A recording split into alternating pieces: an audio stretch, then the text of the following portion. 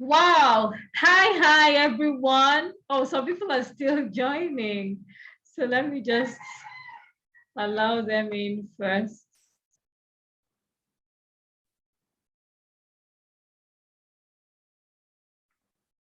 Okay, so good evening, good morning, good afternoon, wherever you are. This is Nancy Ekpezu, and I'm the convener of this webinars for 2 days on boarding house administration. I'm a chartered administrator, and I've been a school administrator in 4 reputable schools, 3 of which were boarding houses. And I'm the author of the books, Dear Educator, The School Administrator's Companion, and my latest book, Effective Boarding House Administration. Yesterday, we took a session where we actually laid the guidelines for operating a boarding house. And I've been getting a lot of feedback, and we said, wow, that was really good. And I've also sent the feedback form to everybody who attended. And I did promise that they were for 2 days. And today we have an amazing facilitator in the person of Mr. Adewale. Oh, I hope I got your name. I pronounced your name well. I always have a little issue with that, but he's going to formally introduce himself. And he's somebody who's worked in several schools in the admin department, just like me. He's been a vice principal, he's been a principal, and very importantly, a supervisor of boarding houses. So he's going to be sharing hands-on and experiential knowledge and continuing from where I stopped yesterday. We'll also be open to questions.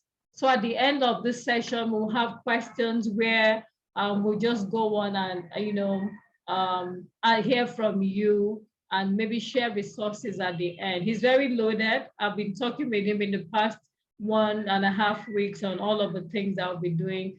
And I can tell you that he has a really, really, really great, a whole lot to offer. Okay. So thank you. Oh, someone is telling me that he got a job from the interviews I did at my last interviews for boarding houses. Thank you.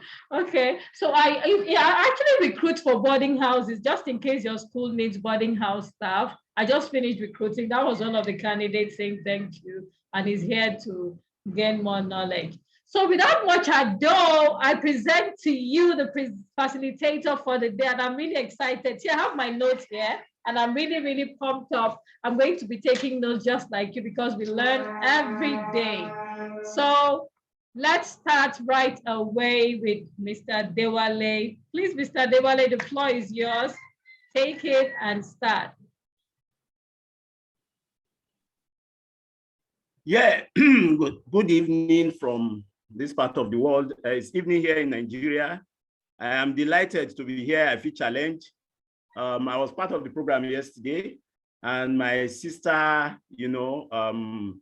made it worth a while. She did a fantastic job. By the time she finished, I had to ask myself, what else do I have to add? But I'll try my bit. On the screen, you will see just some of the things that I hope to talk about. Like she said, my name is Adewale. I run a couple of schools, both in Lagos, Ogun State, and Abuja. I've run boarding houses.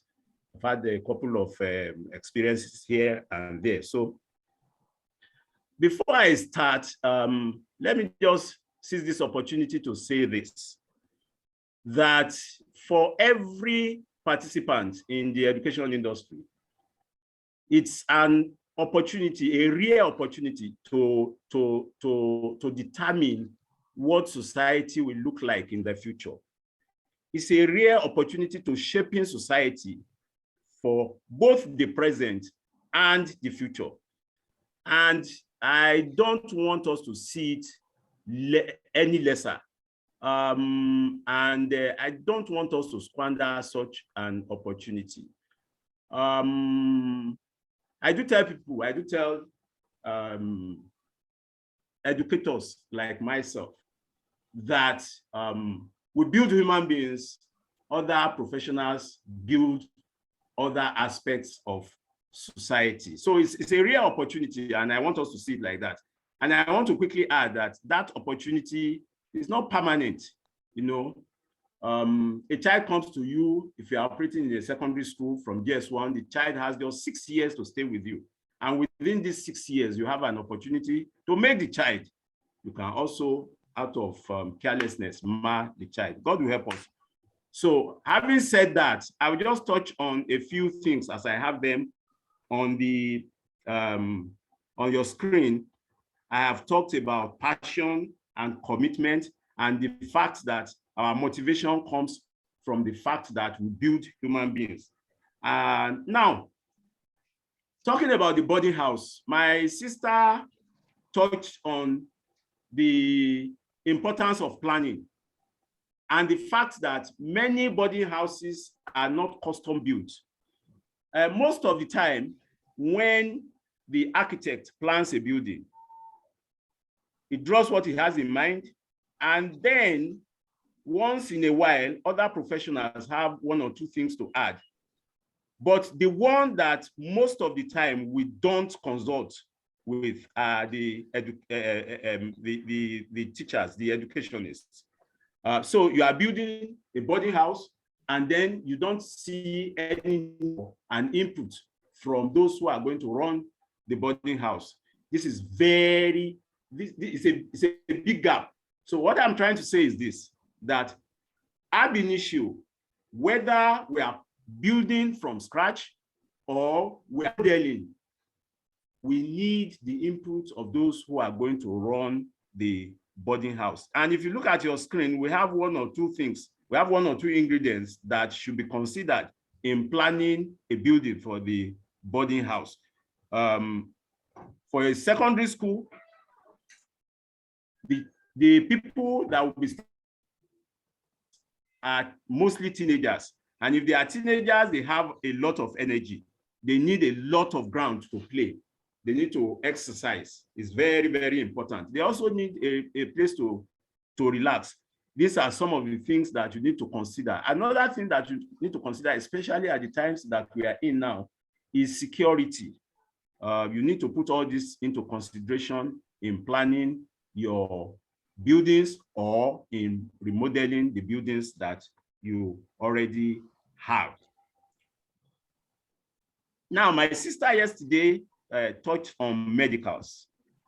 And if I remember very well, she insisted that it is a very, very critical aspect of running the boarding house. Because of its importance, I will still add, you know, one or two things. She talked about first aid training, very important.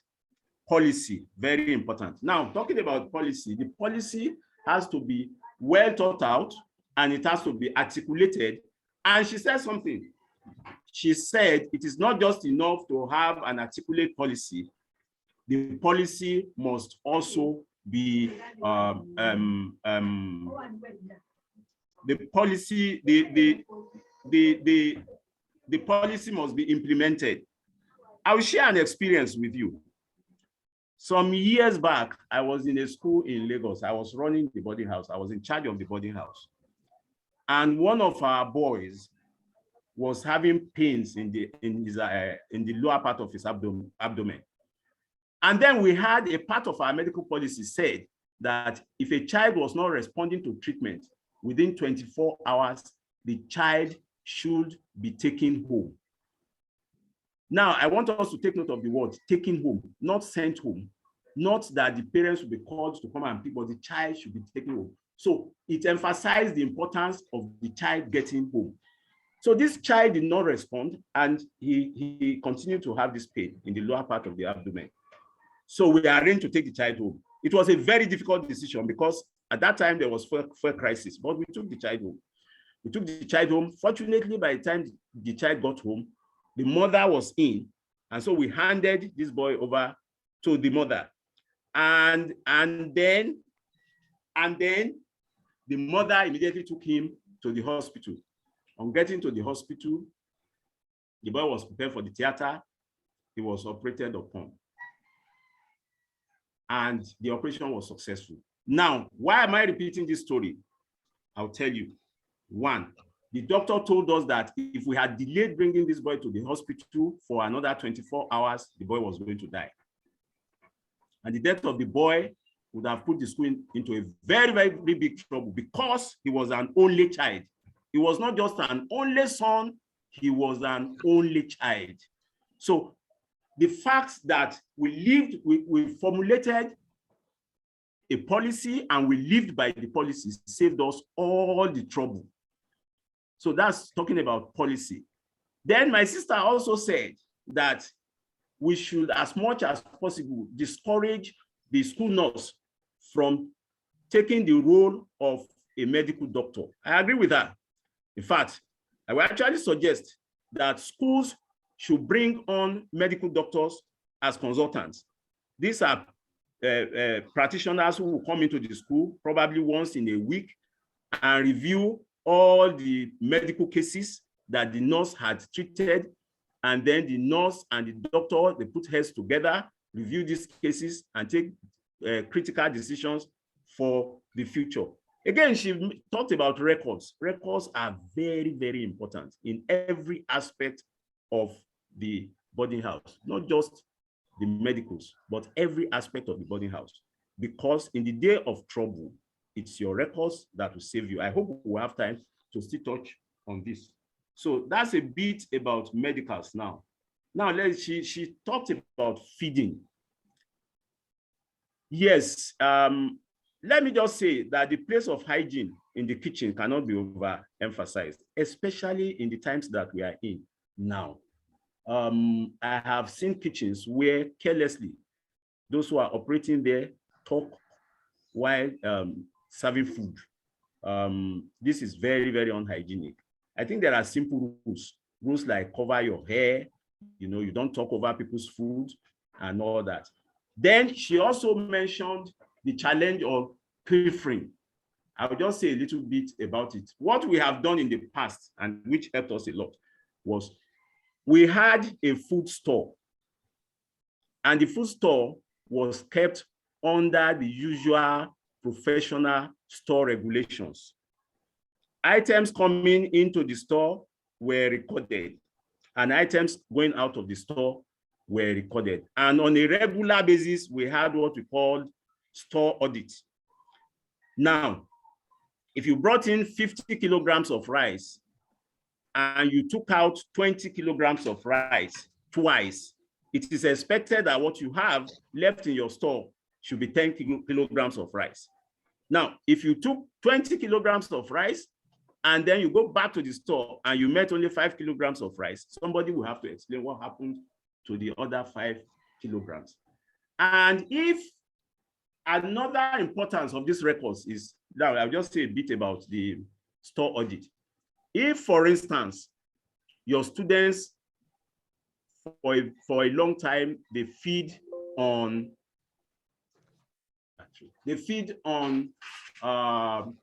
20 kilograms of rice, and then suddenly they start feeding on 25 kilograms of rice. Somebody will have to explain the increase. So that's that about feeding, food store, and hygiene.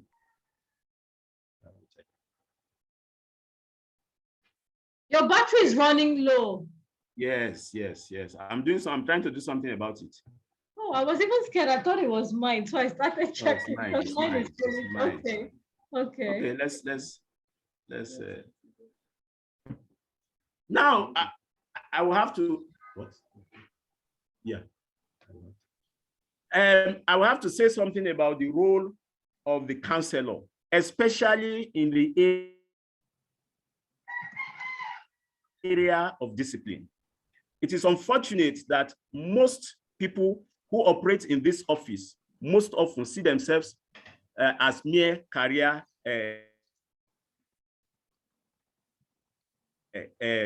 guides. The role of a counselor in the school system is very, very critical. The role of the counselor is very, very critical. The role of the counselor is very, very critical. I'll just pick one or two areas where we can use the counselor. My sister yesterday was talking about training, basic trainings. For example, for most operators in the boarding house, what they understand as a means of behavior modification is punishment and reward. Punishment and reward. But like we are going to see sometime later in the course of this presentation, we will see that every operator in the boarding house needs to do a basic course in behavior modification technique. Behavior modification technique, very important. I will share with you an experience that I had very, very recently. A child who was normally quiet and well-behaved in school started misbehaving. She was quarreling, she became abusive, and she became rude. And reports kept going to her home on a daily basis of her, wrongdoings. And so a counselor was invited. The counselor interviewed the child, interacted with the child, and discovered that the child was behaving that way because there was some financial instability in the home. The child was simply reacting to an instability in the home. The counselor proposed a therapy, very simple therapy. It just involved a chat among a couple for about 5 minutes. Your battery is going off. Please, yes, please, could you just give me a minute? It's almost going off, actually. Minutes. Let me solve this battery problem, please. I will switch to my phone now.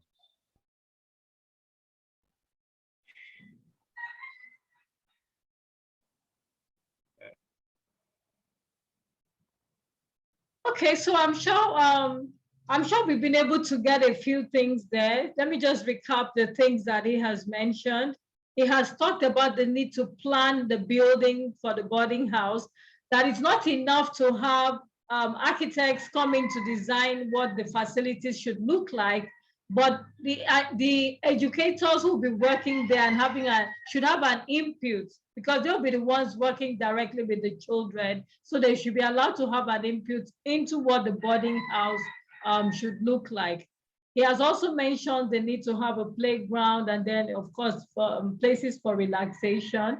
He emphasized the things I touched on medicals. Because of time, I didn't go into details. But like I said, if you get my book, you will get, I dedicated a whole lot of pages to this issue of medicals, administration of drugs. They need to have first aid training for all the staff who work in the boarding house.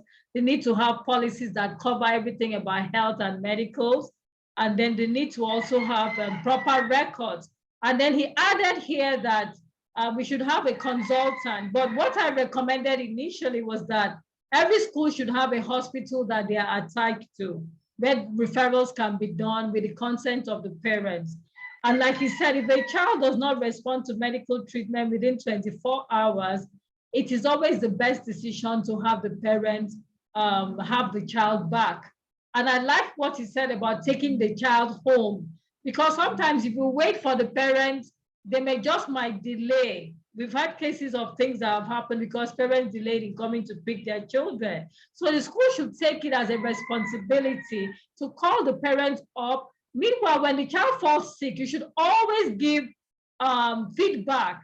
The moment a child is ill and medication is going to be administered, please, the parents must know at that point. It is not when things get bad that you now say, oh, for the past 3 days, this boy has been vomiting, he has been so ill. No.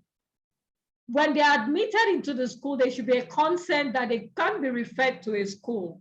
And then also, if they are not responding to treatment, like he said, I really like that specific case that he gave. The child should be taken home. But for every step of the way, there must be communication. It's very important with the parents, because if anything goes wrong with anybody's child, the school will always be blamed, even if you had made an attempt before. Okay, so let's continue from there. Please unmute Mr. Obafai. Mr. Wale Obafai, are you okay now? Yes, sure. Okay, sure. I just decided to fill in the gap while you were sorting your. Yeah, thank you very much. I'm sorry, I may not be able to share my screen but you know, I will go on with the presentation. So we've talked about the medicals, which you agreed with me. Yes, the fact that a doctor will be coming in does not even stop the idea of a referral hospital. It's very, very important. The doctor will not be there all the time.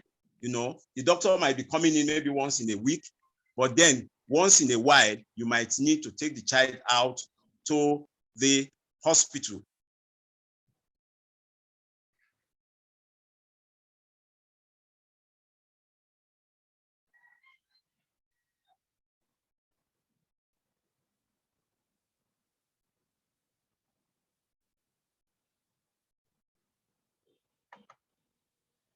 I think your line, it's kind of frozen. Now, so let's. Oh, okay.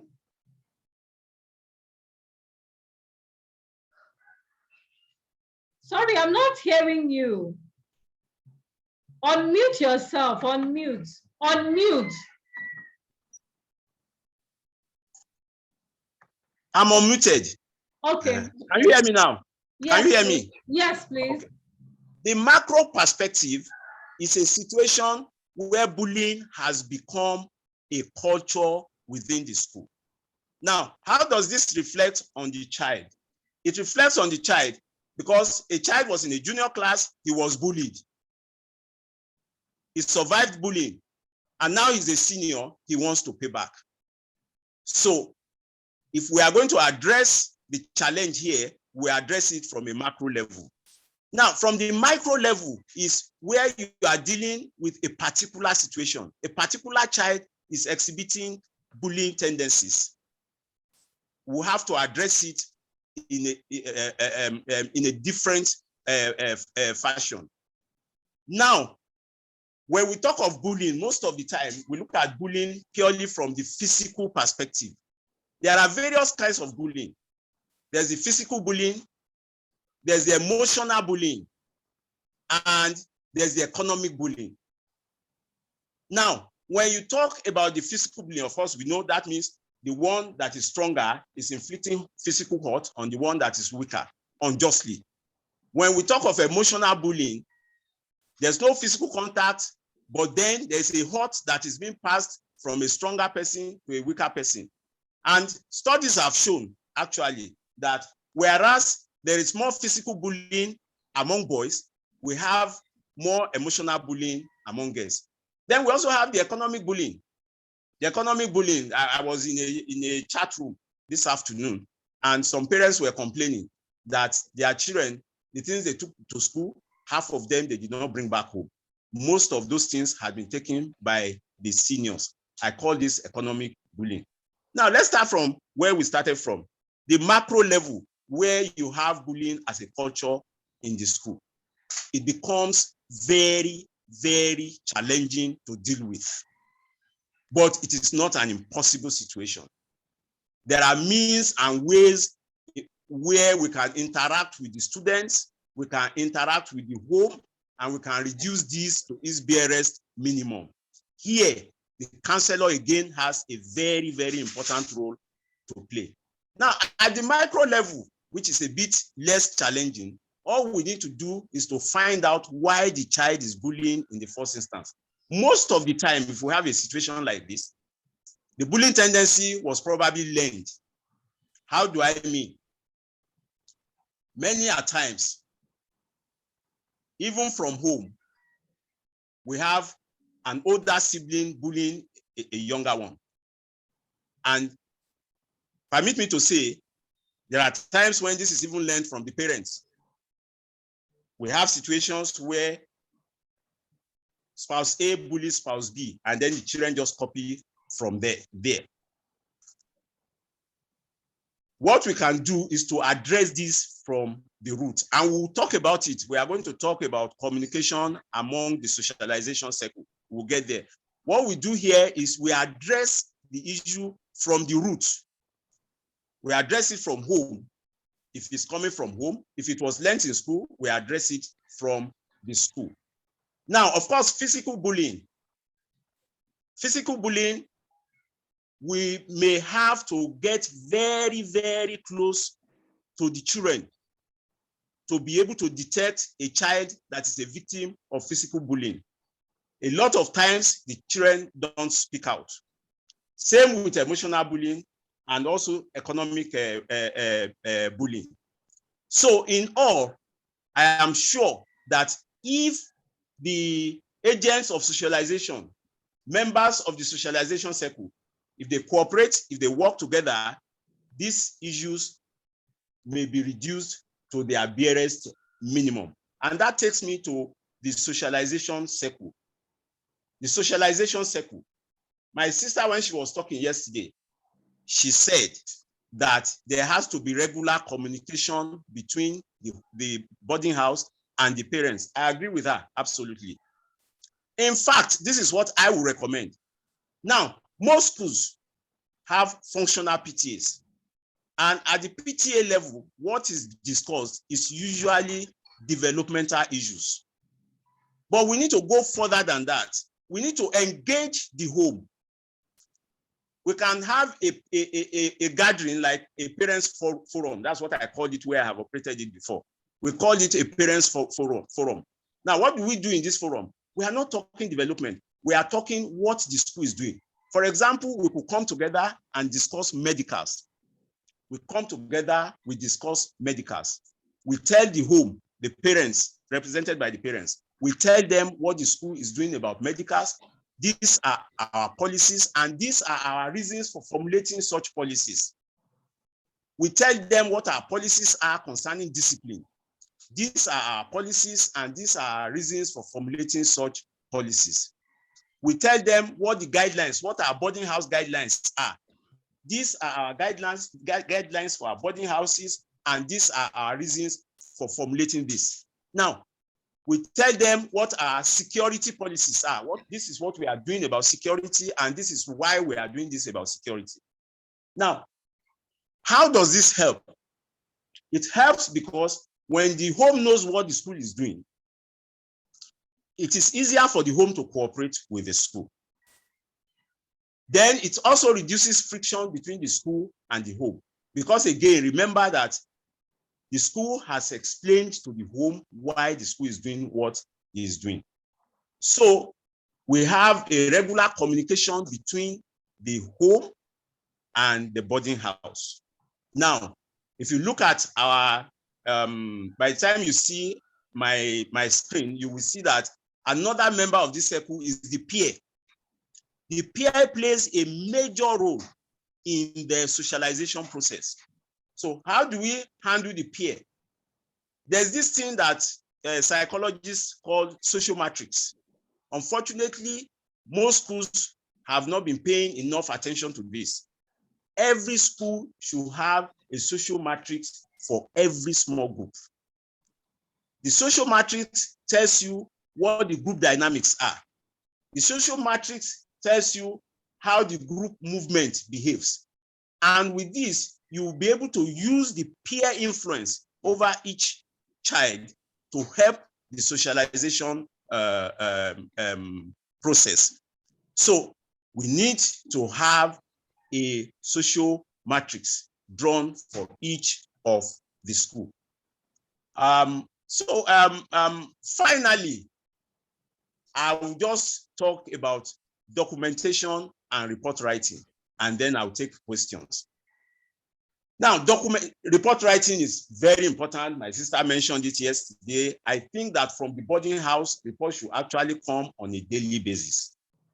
Like she said, there should be a format, and with the format, what the authorities are saying is that there are specific areas from which they want report on a daily basis. Reports should come from the boarding house on a daily basis. Now, documentation. Documentation is very, very important.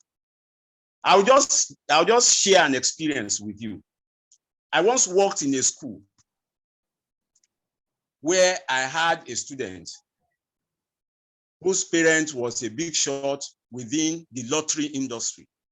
Very big shot within the lottery industry. And then one day, the mother of this boy came to school and was accusing the school of teaching her son betting. that the son didn't know anything about betting before leaving home, but right now, the boy was always talking about betting. Thank God for record keeping. We had kept records. And what kind of records are we talking about? Two students are quarreling and you catch them arguing, you call them, you ask each of them to write a statement, they write statements, you put it in a file. The following day, somebody is arguing with somebody and you are there and you want to find out why they are arguing and you ask them to write a statement. By the time we brought all this out, it actually showed that it was this boy that brought betting into the school. So we cannot overemphasize the place of record keeping within the boarding house system. Thank you very much for your time. Thank you for the opportunity. I think that, I hope that the little I have said is worth your while. I will just take questions now and then we can begin to close. Thank you once again. Thank you so much. Thank you, Mr. Wale. So we are going to take questions. Did you say we can take questions now? Yes. Oh, okay. So yes. Yes, I'm sure some people have questions. I can see Grade A Genesis Academy Ojodu raising their hands here. So I'm just going to check to see who else has questions. We actually have a very, Mr. Mohi is very good with boarding house also. I've had the privilege of working with him, although it was brief. So he might be able to chip in a word or two to any of the questions as well. So he will also be one of those answering questions. He has volunteered to do that. So 2 participants are raising their hands. Let's see whose hands are up. Okay, so let's start with Grade A Genesis. After that, we have Leke and then Premier Academy. So let's go in that order. Okay, so Grade A. Please unmute yourself. Unmute. Grade A. All right. Good afternoon, please. Yeah, good afternoon. All right, thank you. I just want a question. Good afternoon. Please, at what point can a school take the decision of expelling a child from the boarding house? Oh, I'm hard. At what point can a school take a decision of expelling a child from the boarding house? Mr. Wale, would you want to take that question? Yeah, it's okay. I'll take it.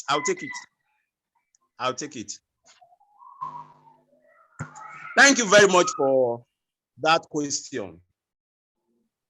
I have an answer, and the answer is simply this. It depends absolutely on the capacity of the boarding house. Absolutely on the capacity of the boarding house. Now, what do I mean?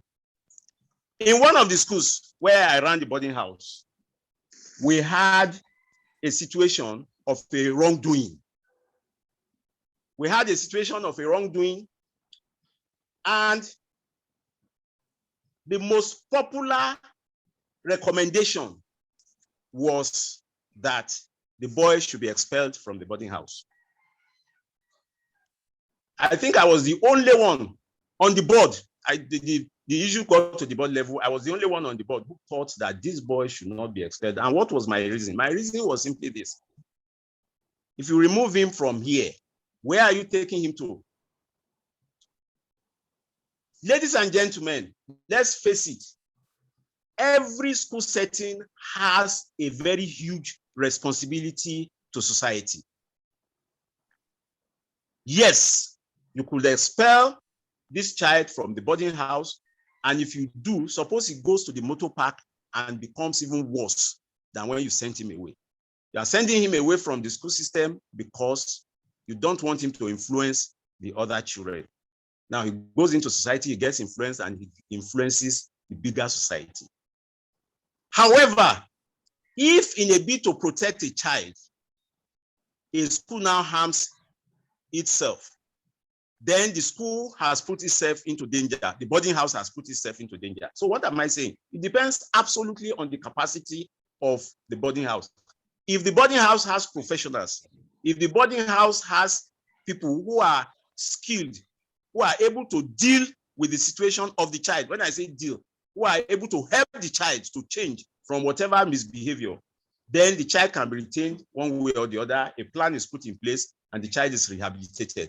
But it becomes very dangerous if the boarding house does not have the capacity and the boarding house retains such a child. Well, you know what the consequence could be. This is my immediate reaction to the question. Did I answer your question, sir? Hello? Hello? Great Hello. agent. Did I answer your question? Yes, you have. Okay. Please. You have. Okay. Nancy. Yes. Nancy. Yes, please. Please, could we have Mr. Amo here say something about that question? Okay, he would like to be quiet on this particular issue. Okay. But you know, you can expel a child from the boarding house, but not necessarily from the school. So just make him come in and have lessons and go back. But please, I want to warn, if a child maybe manages to smuggle a gun or things into the school, or you see that this is really dangerous, please, at that point, you might actually need to involve even the police, and apart from the parents, before you send such a child out or decide on any disciplinary measure. Because the truth is, a lot of things that schools have had to cope with recently are really more complex than what they were when we were in school. Okay, so it could also mean making the child become a day student under strict supervision from their parents. They just drop him or her in school. After school hours, you make sure that he's out of the premises, especially for the ones who are in the senior classes. And you may not want to disrupt their academic journey, since no other school would admit them at that exam class very easily. Okay, so Leke wants to say something. Please unmute. Leke Ajala. Okay, good evening. Can you hear me clearly? Yes, please. Okay, first and foremost, I would like to thank you for the opportunity given to us and also sharing your wealth of experience on effective boarding house administration. I've been privileged to work in 2 boarding schools. Roughly, I have like 7 to 8 years experience. And one of the areas I want you to throw more light is the issue of policy. You know that part of the policy of the school is the code of conduct, and the code of conduct covers students who are day and also boarding school. We have seen cases where the owner of a school, when it comes to taking firm decision, maybe on a mega parent or maybe a close family, you will see that sometimes they may not be firm and strong in taking the right decision and managing something that is bad. In terms of, school policy, doing the right thing. You just mentioned expulsion. When a child does certain things and the child needs to be expelled, you now try to manage somebody who will be causing problem for the school. So what advice can you have for school owner when it comes to implementing? Because you said a policy should be well articulated, it should be well implemented. What kind of advice will you give to school owners when it comes to policy implementation, not having preferential treatment, needing the nail on the head? Thank you. No, it's just about being fair. The same. Sorry. Okay. Yeah. Thank you very much. Thank you, Nancy, for the opportunity to respond to this. You started by saying it's about being fair. I agree with you absolutely. One of the things that you as a professional, you are running the boarding house, one of the things that you want to do is to build trust. You want to earn the trust of all the stakeholders. And the stakeholders includes the owner of the school, as you said, your students, the parents. Once you are able to earn their trust, you can always have them, dance.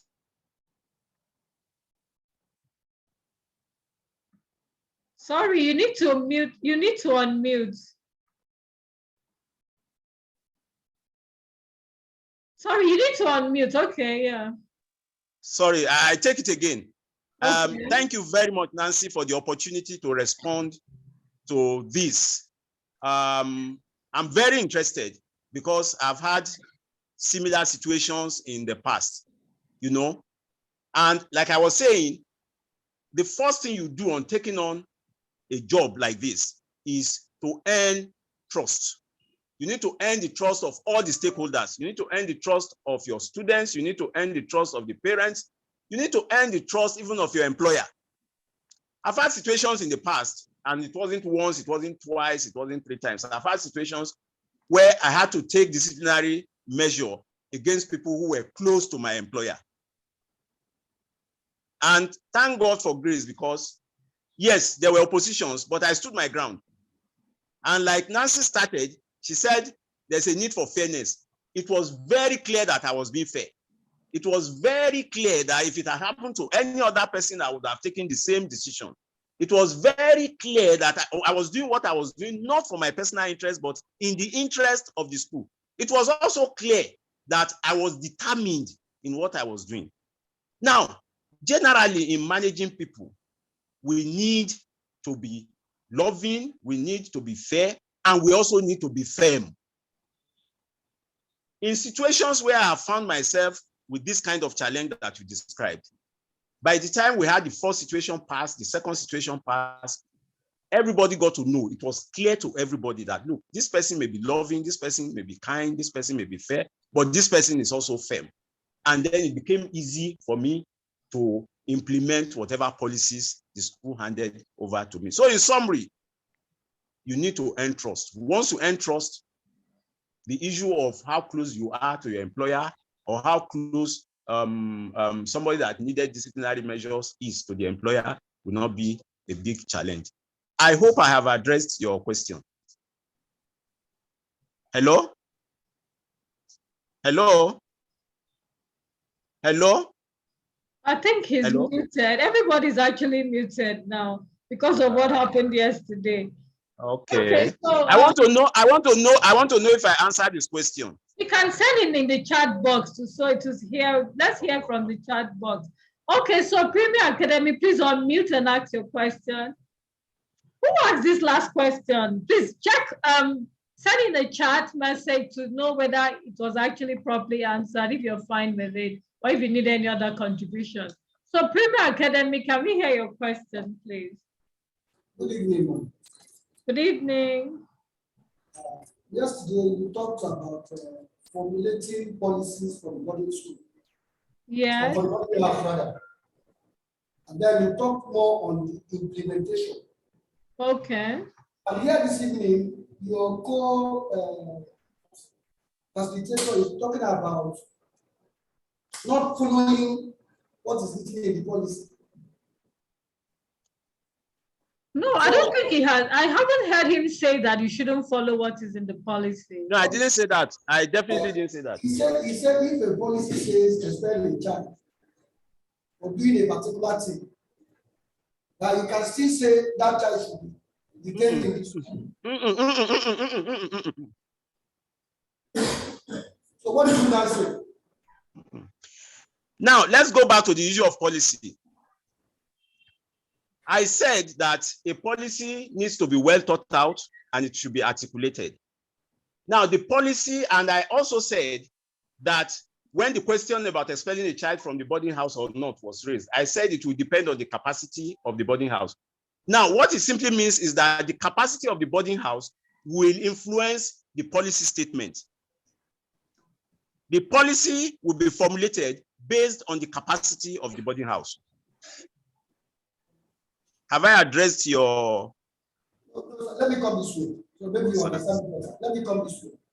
Remember that a good number of times the police itself may have been on ground before the boarding house staffs are recruited. So you come in. Please come again. Please come again. Please come again. I said most of these policies have been articulated, written down, even before some of the boarding house staffs are recruited. So if you want to get into the system, you are those things are you are very aware of the policy. So the policy is there for you to implement. I go this way. For instance, you have a policy in boarding school that if a child is found in the possession of a knife, that child should be expelled. You came in, you met it as a policy in a school, and the child was found with knife in the boarding school. So what do? We go to our policy regarding the issue or the offense and implement it to the latter. Because if you don't do that, it will become a referral. It might happen some other time. And I will tell you back to what did you do? Thank you very, very much. I'm sorry if I presented it in such a way that it's not very, very clear. Now, if the policy says that for offense X, a child be expelled, there's nothing you can do about it. That's the policy, and the child gets expelled. Now, the issue of the capacity of the boarding house to handle certain situations, those issues will come at the stage of policy formulation. But at the stage of policy implementation, it does not follow. Have I addressed your concern? Yes, that's what I want from you. Then my question, you talked about social matrix. Yes. And it's like this, the network wasn't clear when we are talking about that. Can you shed more light on that? Okay, thank you very much. I said, I started by talking about the socialization circle. And I said within the socialization circle, we have the school, we have the home, we also have the peer group. Now, the home, I think now that I see that we have some time, I can be more, I can explain even further. Now we have the school, we have the home, we have the peer. One way or the other, all of these three influence the child. One way or the other, all of these three contribute to the socialization of the child. Now, the home is made up of parents and siblings, most probably, who most of the time are not professionals in the area of education. The peer, of course, we know who the peers are, the friends of the child, the classmates and all that. These two are probably also not professionals. So the only member of this circle that is equipped to professionally affect the child is the school.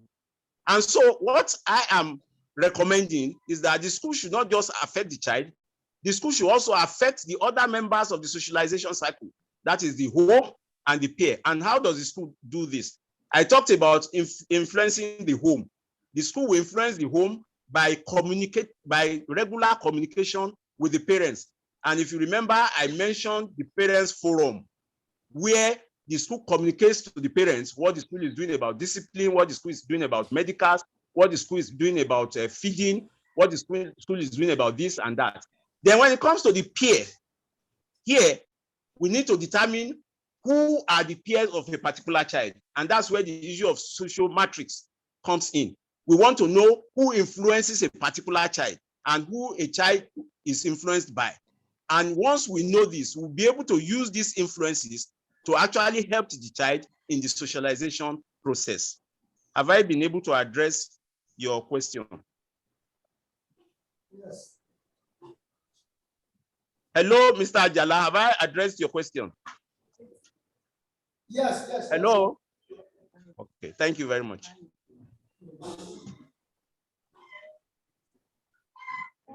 Okay, so the next question would be by Odujobi Oluwakayode.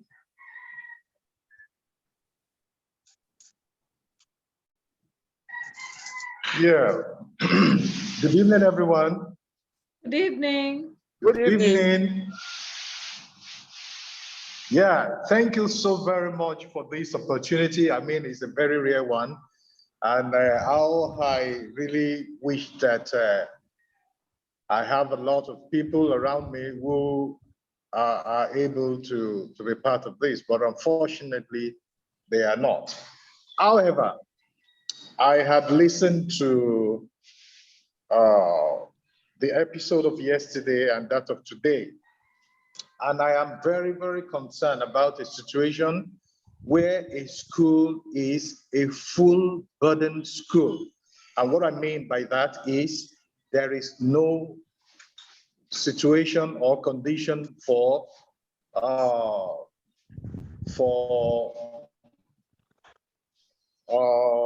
what do you call that now? I mean, the school there's no day fully school arrangement.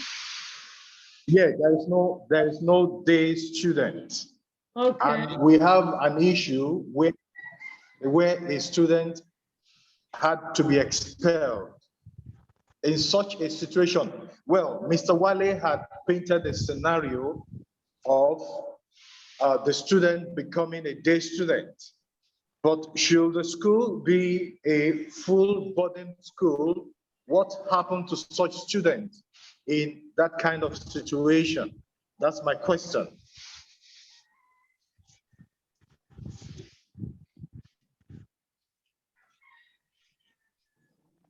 Mr. Wale, he directed it at you.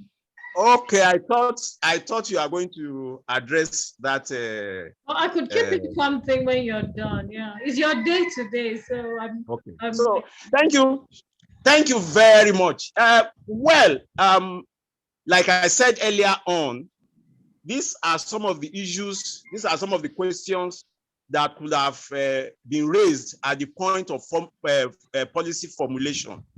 Now we are deciding that this school is going to be 100% boarding, and then what happens where we think that a child is no longer fit to remain in the boarding house? Will he be coming from home, or what? Or we just remove him entirely from the school? Again, it depends on the facilities on ground.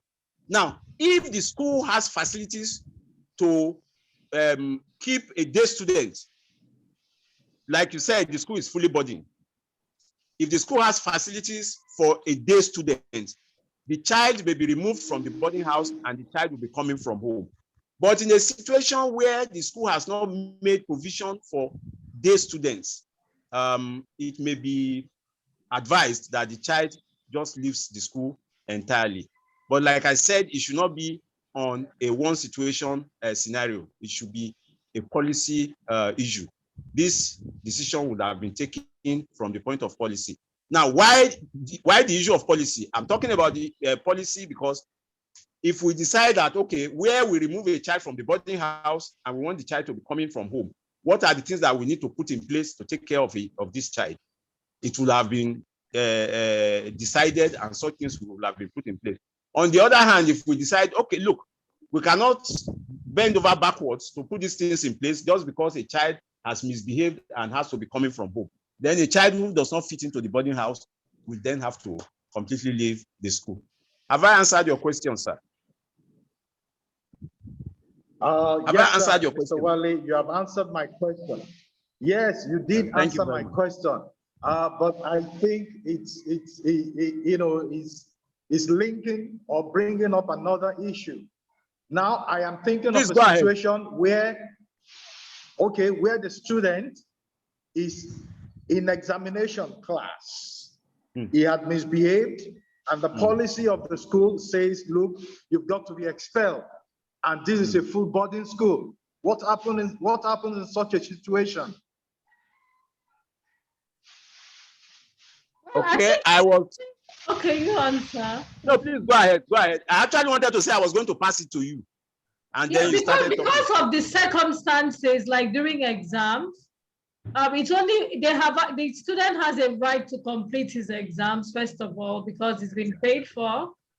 So that might become a legal issue. There are different ways of looking at this. And so that child should be permitted to come and write the exams. So the clause should say the child is permitted to come, but he's not allowed in the boarding house. He's permitted to come and complete his exams. That's what you should say in such a case because of legal actions. So you want to say that this child is not allowed in the boarding house, but is, however, permitted to come and finish up his exams, you know? So yeah, so you have to be very careful with, because in the name of trying to maintain discipline, there are also legal issues a school must always look at. So you must always see the holistic picture of anything that you're doing. And that's why even your HR department or school administrator should understand a bit of everything, including labor law, and even how to deal with people, their rights in the society, what you can and cannot do as a school, or what you shouldn't do. So he has a right to actually come in and take his exams, yes. I agree with you, absolutely. Thank you. Okay. All right, so Emmanuel, I think Chooks Fredlockson actually raised his hand before Emmanuel. So let's hear you, Chooks. Choose Fredlockson. After that, Emmanuel, I guess will ask his question. I think that'll be the last question. After after Emmanuel, we can call it a day. Okay, good evening, everyone. Good evening. Yes, actually, I'm not going to ask a question. I needed to throw more light on what the last contributor said. Okay. Yeah. Now, for instance, or in a situation where we have a student, you know, writing an examination and then being expelled for whatsoever reason. Now, I think the lecturer today has said it before now that the school should set up policy. There is when you say policy is like a constitution for your school. If we have been using the word misbehave, yes, fine. Is the word anyway for modern school we call it misconduct. I wouldn't want to use the word misbehave. Then if that child if there's a misconduct found in the attitude of this child, in the character, in the action of this student, if the student is writing an examination, I want to quote this again, and I can quote it 1,000 times, that if a student is writing exam or is about to write exam and there's a misconduct and your policy says that the student should be expelled, when that student is expelled, you have no rights, or the student does not have any right to be seen around the school premises. You don't pet it. You don't say, oh, he's writing exam, he will miss WAEC, he will miss this. You don't do it. It is policy and you must stay. Let's say, for instance, someone kills somebody, another person kills somebody, and then you say, oh, we are in court now. The court will say, oh, this man is writing his master's exam or he's writing his WAEC. Let's push this case from court till next month when he's done with exam. It's not done. Policy is policy. And that is where we start having problem. If your policy say go, let it be that way. There is no painting. That is the consequence of having misconduct. That is the price the student have to pay. You don't say because he's writing exam, let's paint it, let's bring it in a way where the child will be able to come in, write the exam and go. No, you don't do it. I have been in boarding school I've taught in at least 4 boarding schools. So you don't, the policies must be followed. You cannot bend it for any reason. Thank you very much. Thank you very, very much. This Emmanuel, right? I'm Chooks Fredlockson. Chooks. Okay, thank you very much. We appreciate your contribution. I just want to add that, yes, I mean, we have to be firm, like I said, but we also have to always put at the back of our minds that we are operating within a larger society. And then we must conform with whatever rules the larger society has. To get ourselves out of this challenge, we might, at the point of policy formulation, we might make an exemption to the rule of expulsion. And that just saves us. That ensures that our policy statements are in tune with the laws of the larger society. I hope this will address the situation. Thank you once again. Okay, actually, some schools have that clause in their, for SS3, like the final classes, there's actually a clause in some schools' policies that says should that be committed during the period of maybe exams, the person will be asked, the child will be asked to leave the boarding house, but coming from school daily and they can only come in the days that they have exams. In other words, even maybe the gate man has the timetable and the days is allowed to, that child is allowed into the premises. So he won't even say he's coming there to sit down and read or study with others or do anything. He just comes in, takes his exams, and then he goes back home for that period. That's how it's usually done. But like Chuk said, if the policy says outright expulsion, please keep to it, so that will also deter others from committing whatever misconduct it was that led to the expulsion. I still see 3 hands up, or was it that you didn't put your hands down? Premier Academy, Chuks, and Emmanuel, I guess. You didn't put your hands down initially. Please do, so that I don't think that there's still people I think now we have Emmanuel. So Emmanuel will be the last person to speak, and after that we'll call it a day. Okay, so Emmanuel, unmute and let's hear you. All right, good evening, Nancy, and good evening, fellow educators. Okay. My name is Emmanuel Ageste, and I'm based in Abuja. I want to thank you for this opportunity. I also want to appreciate Mr. Wale for the well-detailed presentation on the management of boarding houses. I, for one, have not been privileged to work with any boarding house.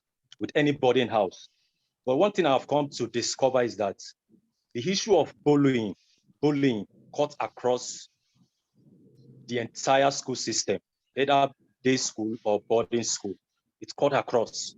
And I like the fact that Mr. Wale said bullying has become a culture in our school system. And if we don't do anything to address it, it escalates to the macro level. And when he was trying to deal with that, he talked about the bullying tendencies. Most of the time, we see these things as educators within our school system. We see these tendencies of bullying in our school system. And what we do as educators and managers of schools is that we overlook it. We just sweep it under the carpet and say, their children, this can happen to anybody, and they will just sweep it under the carpet. And this thing keep growing. It grows until the whole thing begins to blow on our face, or probably gets to us, and they probably get to us at the point where we could no longer take it lightly before we start speaking. Or probably we'll get to that point where the outer society or the larger society will now step in to come and help us to address the issues which ordinarily we would have arrested before now.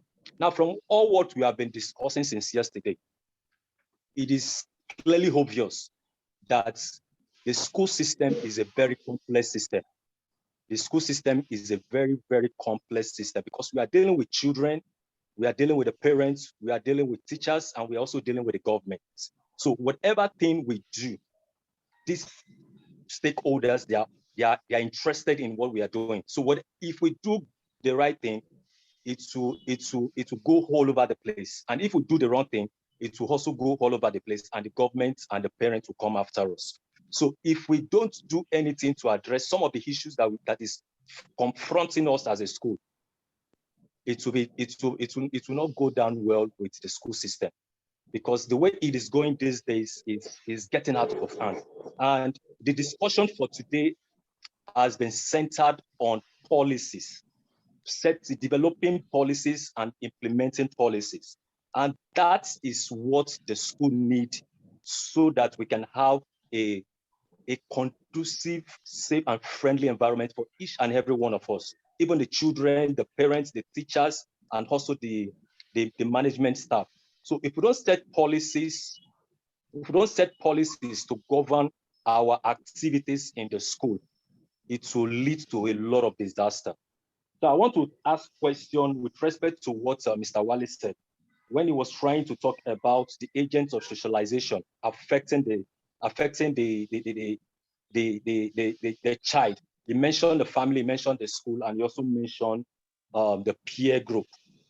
I want to ask, because while he was trying to address that of the school, what the school is doing, he mentioned setting up a parent forum.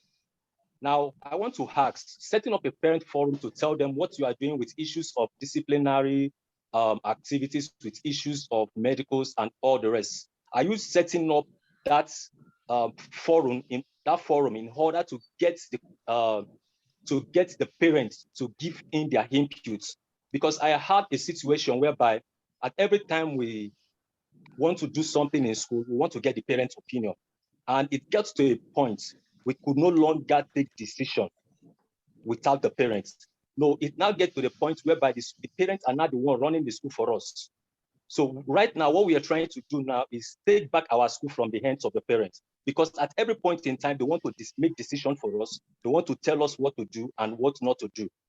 So I want to ask, the setting up of parent forum, are you setting up that forum in order for you to get their own inputs in your disciplinary measures or not? Now, I want to also ask, in discipline children, or probably trying to work, because the last two persons that spoke, they talked about this expulsion issue. I want to say that if the school must deal with the issue of expulsion or not, it will be good for the school to have a disciplinary committee.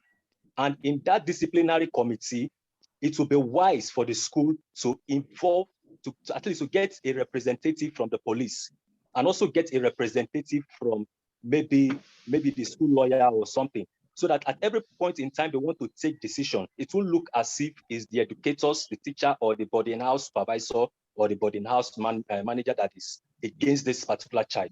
So it will look as if it is the disciplinary committee, which have the representative of the police, a lawyer, and maybe probably somebody around the community. I think that is my own suggestion.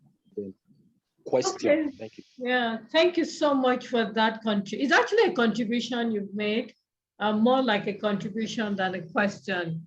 I think what you're asking, basically, first you've contributed that that there's a need to have policies, which is very fine, which is what we are all emphasizing. And then you've asked whether getting the parents together is to get permission from them or their input.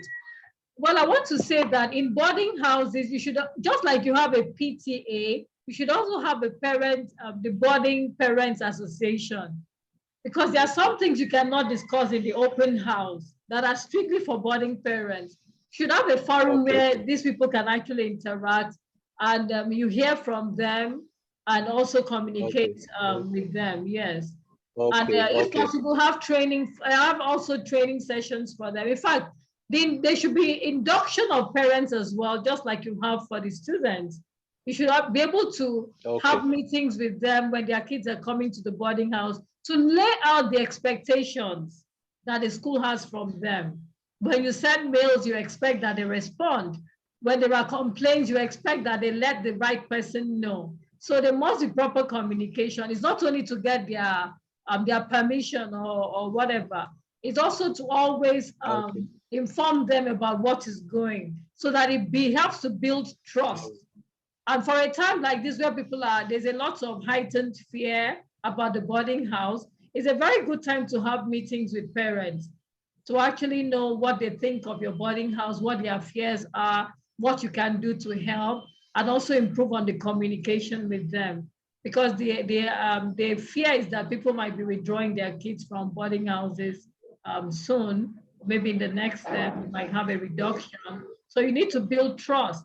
Ongoing communication with parents will always help to build trust with them, to know that they are, to let them know that you are doing the right thing for their children.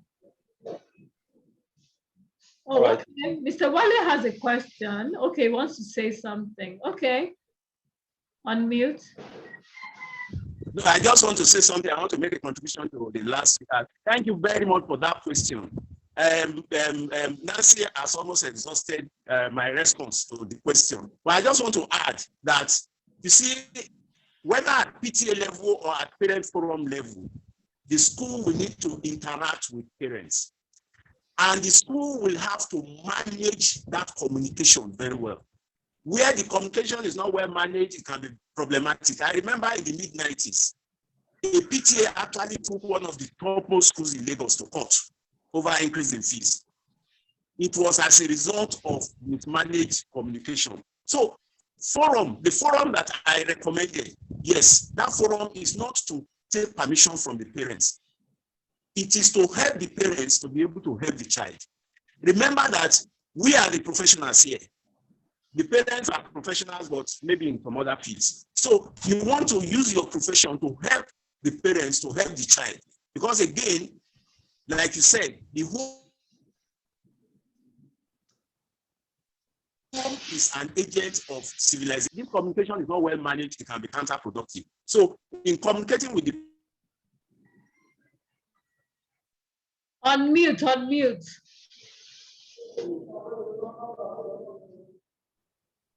parents at the So only unmute, yeah. Unmute. I'm not muted. You are mute, okay. Or you are muted, I don't know for what reason. It automatically mutes everybody because that's what I do to control. Can you hear me now? Yes, please. Can you hear me now? Yes, please.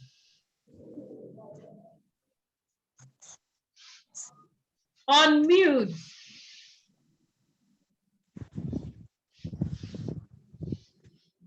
Can you hear me? Yes, please. Yes, I can hear you now.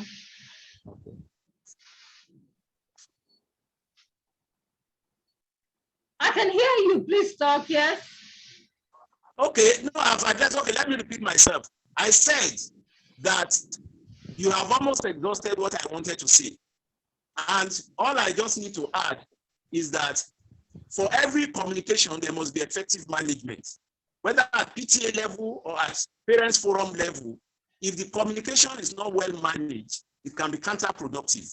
I also said that the purpose of the forum is not for the school or for the boarding house to take permission from parents. No, it is because the operators of the boarding house are expectedly professionals and the home is not, the parents are not necessarily professionals. So we expect that the operators of the boarding house will help the parents to help the children. So what the boarding house is doing is not taking permission.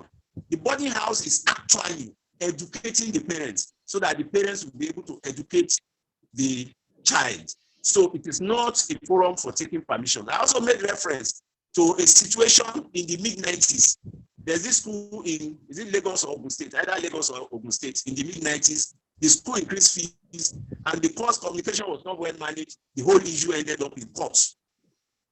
So it all has to do with management. If it is well managed, then we'll benefit from it. If it is not well managed, then it can be counterproductive. Thank you very much.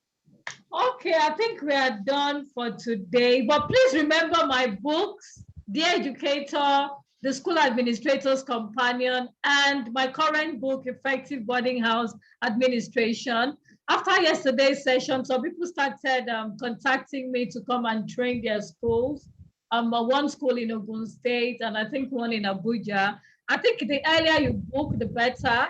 And the truth is, all eyes are on schools now, on boarding schools, for obvious reasons. And it would be nice that you let parents know that you're putting things in place for resumption. That will help to build trust, because right now they are scared to release their children. And we need to spread this message to as many people as possible so that we can make our boarding schools safe again. There's nothing wrong with sending children to boarding schools if parents choose to. I went to a boarding school, I'm sure some of you did too. And I didn't die there. I wasn't molested and my arm cut off and my eyeballs plucked out. So let's make boarding houses safe for children again. And let's be those professionals who will make the difference. I've actually made these webinars for the 2 days free, not because I do not have other things to do, but because of how important I think this matter is. And this has been my burden for over 2 years now. And my plan was really to have these webinars even at the end of the year and beginning of next year. So please get a copy of your book. Quite a number of people reached out to me today. Yesterday after the webinar, they've ordered. The pre-order has been on for over a week, and quite a number of schools have got their copies already. And we'll be dispatching 2 weeks from now for the first batch. And then subsequently, we'll just be sending them as people order. So get a copy. It's just 5,000 Naira until the last day of December. From January 1st, the book is going to be sold for 6,000 Naira. So it means you're saving 1,000 naira. And in addition, if you're buying the 3 books together, you get a discount of 1,000 extra for getting the 3 of them. The Educator is 3,500. The School Administrator's Companion is 4,500. And the effective boarding house administration is 5,000. Yeah, and I asked you all, I shared the video for yesterday, and I asked you to please share it. It's on YouTube so that more people can at least listen to it. Incidentally, it was so rowdy yesterday when I was watching the replay. I couldn't even hear myself as well as I'm doing now because I thought we would all just be nice guys and ladies and not be talking, but it was so rowdy because a lot of people didn't mute. You can see today we had to mute right at the point of entrance, and we have more order than what we had yesterday. So thank you for all of the 36 people who made it today. Yesterday we had about 80, and today we have fewer than that, but I'm sure you've been able to go back with something. Now, this was free, we didn't charge anything. So what you can do to help this message spread is to fill the Google form that I'm going to share on the platforms to give your feedback, and also share your testimonials. Share your testimonials about what you have learned, a few things. Oh, you attended this webinar organized by so-so-so person, and these were the things you learned. You recommend them maybe for in-house training or whatever, because there's depth to share. So when you do that, please tag me on my social media platforms. Make a comment when you see post on boarding house, because now at least you're armed with some information, and some of you, even though you haven't spoken, I know you're very knowledgeable about boarding house administration. So wherever you see post on boarding house administration, please make your input, say something. Let's keep the conversation going. And you can use the hashtag administration with Nancy or hashtag effective boarding house administration so that we keep this conversation going.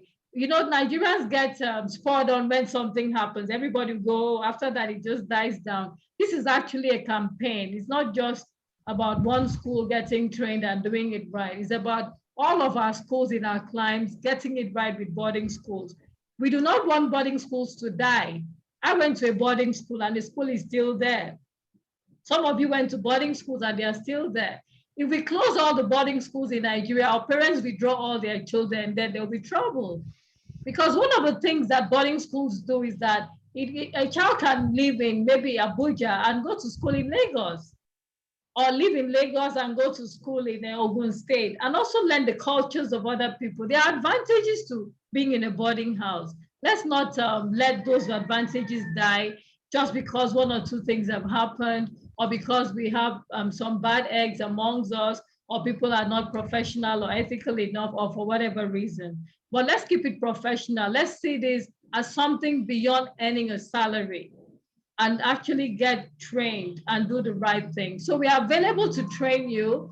Mr. Wale Obafai and I we have formed a team for training specifically on boarding house matters. We'll also be glad to come and do an audit. I have prepared a checklist for a boarding house audit where we can come in and have a look at every aspect of your boarding house and let you know where you're doing fine and where you need to improve, and also give in-house training. We also recruit boarding house staff. If 2 people that are here, they were actually recently employed in a school, because I interviewed them just over a week ago, about 2 weeks ago or so, and they've just been employed to start work in a boarding house. So we actually recruit staff. Apart from boarding house, we recruit for schools and other organizations. We train, we consult, and we do a whole lot of other things. I'm also a certified life coach. So apart from my being a chartered administrator and a consultant, I do life coaching as well. So you might want to reach out, visit my website. My website is my name, and that's deliberate so that anybody can remember it. It's not in the name of my organization, it's in nancyekpezu.com. So once you remember my name and put a .com, you're right there on my website. So you can check the other products I have and a few other things there and get things to help you. So anything about management and administration, I'll be very glad to lend, to render my services. And we look forward to hearing from you and how you're using the knowledge you've got. But just know that this is not all there is to boarding house. So please get a copy of the book. I'll share the details in the group again. And I hope that you'll be able to apply the ones that you've already learned. So thank you so much, Mr. Wale Obafaye, for honoring my invitation to facilitate today. I do not take it lightly. Thank you, Awuli Ajayi, Antonia Joseph, Sadu Yahaya, Aisha Abdul Karim, Councilor Ima Bong, Premier Academy. Premier Academy did something very unique. They actually got the entire team, management team, because of how important they see it is, so that they can learn together, share ideas, and get action plans for implementation. And then thank you to Bion Amusu, Michael, Ezinwane Okoro, Nneka Okafo, Labake, Modupe, Anthony, Mubo, Obafaye, Great A Genesis Academy, Odujo Bioluwakemi, Samuel Mohi, Emmanuel Agese, and everybody else who's here. Let me see, where's the second page so that I can see more and more names to call. But I'm really, really grateful, and I do not take it lightly that you all made it to the end. Please take advantage of the offers we are making. Anybody who was at this workshop, these webinars, gets a discount for at least for their in-house consulting on other things. So I'm going to share the form right away in the group. Make sure you fill it. Please just share a few things that you've learned on your walls, on Facebook, on Instagram, on maybe a short video of it, testimonials that I can post to show that these webinars have held, and we can keep the conversation going. I really appreciate your time. Thank you, and thank you, and thank you so much. So let's all unmute and just say our bye-byes, okay? Thank you. Can we unmute? Let me unmute everybody so that we can all say our bye-byes for today. So, sorry, I need to unmute everybody. No, it says mute all. No, that's not. Okay, so unmute. Let me just ask everyone to unmute, and then we can all say goodbye at the same time. Yeah.